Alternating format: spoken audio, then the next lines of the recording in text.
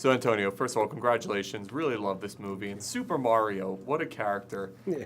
It's funny because obviously we lived this whole event. I remember watching it on the news.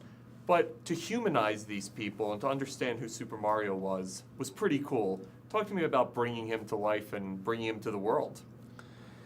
Well, first of all, you have to know that you have a specific time in the movie. It's the story of 33.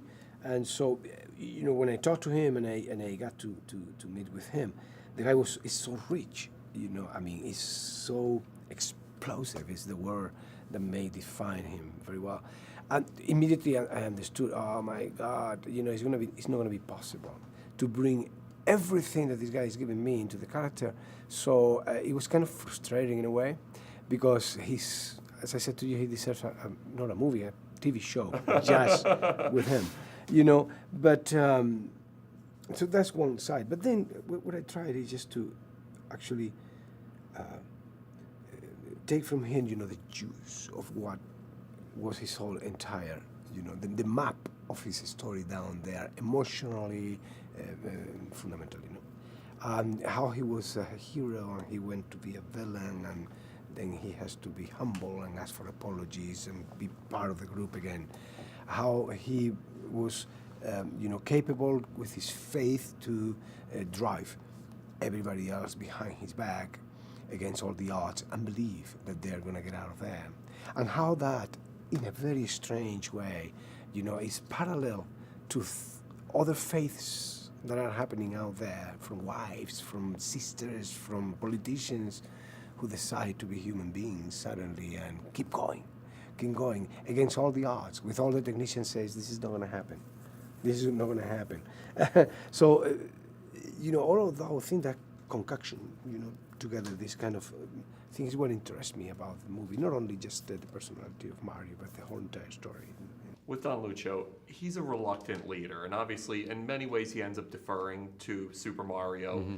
Talk to me about that balance in terms of bringing that character, because he is highly intelligent, but at the same time, he's at times afraid to be able to really use that intelligence and show courage. In meeting the real Don Lucio, I was incredibly impressed with this man's quiet dignity, with his reserve, and it's not something that a Hollywood writer would have created.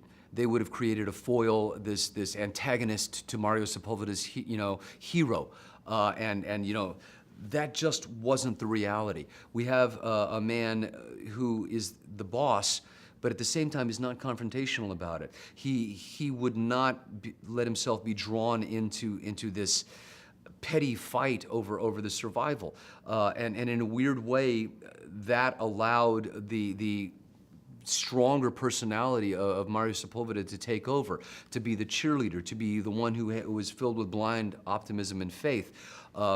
Whereas I don't think that Lucio ever lost his faith.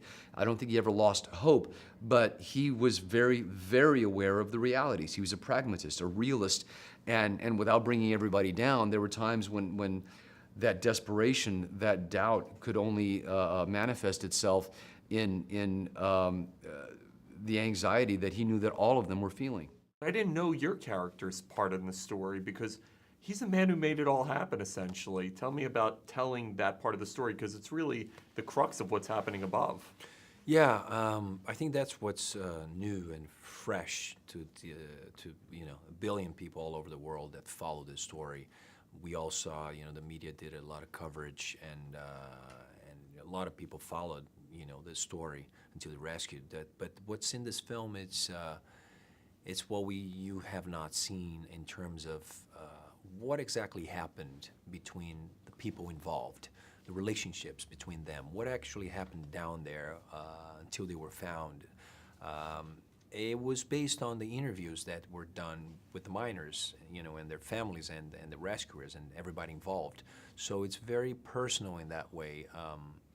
This character that I played, the Minister of Mining, he is based on a real character that I actually had the opportunity to meet for a little bit. And it's essentially a politician that goes to try to solve the problem, try to come up with a solution for representing the government. And once he gets there, he finds the families, and he understands the state they are, their desperation, their pain, and he starts to relate to it. And then he starts to change, and there's a transformation in this man that goes, throughout the whole process, managing and getting pressure from every single angle, from the media, from the government, from the families, from the miners, and he's in the middle of it, just trying to, stay calm and try to resolve the situation. That was the goal.